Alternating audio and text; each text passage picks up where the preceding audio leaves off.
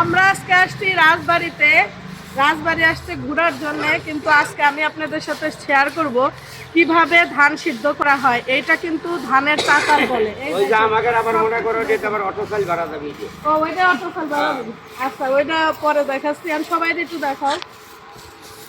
এই চাতালটা কিন্তু অনেক বড়। এই যে এদিকে একটু ঘোরা, অনেক বড়।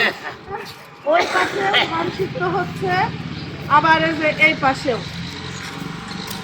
এই ড্রামের ভিতর কিন্তু গরম জল করা হচ্ছে, গরম জল ফুটানো হচ্ছে।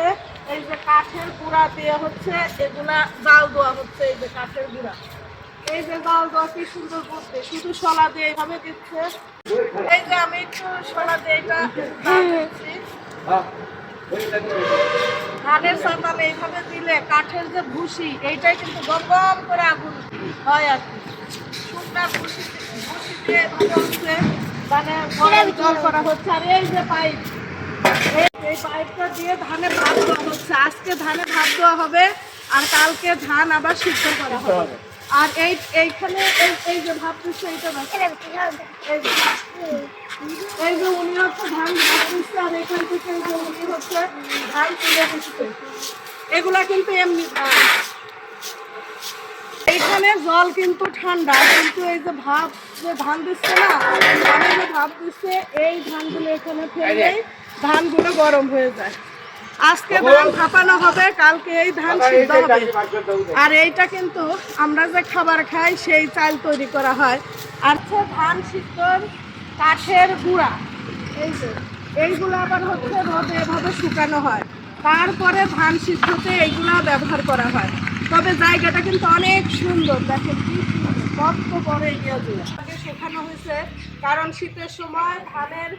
শীতের সময় সূর্যের আলোর তাপ কম, সে কারণে ধান সিদ্ধ করলে 3 থেকে 4 দিন ধান শুকাতে লাগে।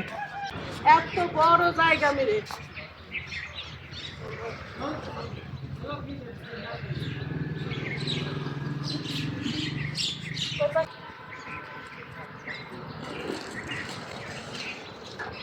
ধান কিভাবে শুকনা সেদ্ধ করা হয় সেটা তো আমি আপনাদের সাথে শেয়ার করলাম। এখন দেখাবো ধান কিভাবে মেশিনে মাড়াই করা হয় আর কিভাবে প্যাকেট করা হয়, সেটা সবই দেখাবো। তারপরে এই মেশিনে হচ্ছে চাল তৈরি করা হয়। এই যে এভাবে হচ্ছে এখানে বালতি ধরে এভাবে করে বালতিগুলো ভরে যায়, তারপরে এই যে বস্তায় ভরে রাখে। বস্তায় চাউল না, এই যে বস্তায় কিন্তু চাল,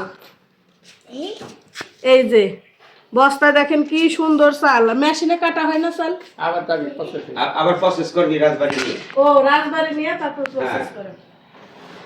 এই যে ভাইয়ারা বলতেছে এখানে মেশিনে চাল ভাঙানো হয়, তারপরে রাজবাড়ি নিয়ে মেশিনে সেই চালকে কেটে কেটে সুন্দর চিকন করে এক একটা রকম করে আর কি। সেই চালের ভাত আমরা সবাই খাই। আর এইটা হচ্ছে মিটার মেশিন, এখানে মাপা হয় কয় কেজি মানে ধান দিল, কয় কেজি চাল হলো। এই ছোট্ট একটা ভিডিও আমি আপনাদের সাথে শেয়ার করলাম। এটা রাজবাড়ি থেকে আপনাদের কাছে কেমন লাগলো অবশ্যই কিন্তু কমেন্ট করে জানাবেন। এই যে আমার চারপাশে আমার ভাইরা দাঁড়িয়ে আছে, তারা আমাকে যথেষ্ট ভিডিও করার জন্য হেল্প করছে, তাদের সবাইকে অনেক ধন্যবাদ। এই যে মিষ্টি চালগুলো আমি খেয়ে ফেললাম, আমি একটু কাঁচা চাল খাইতে অনেক পছন্দ করি।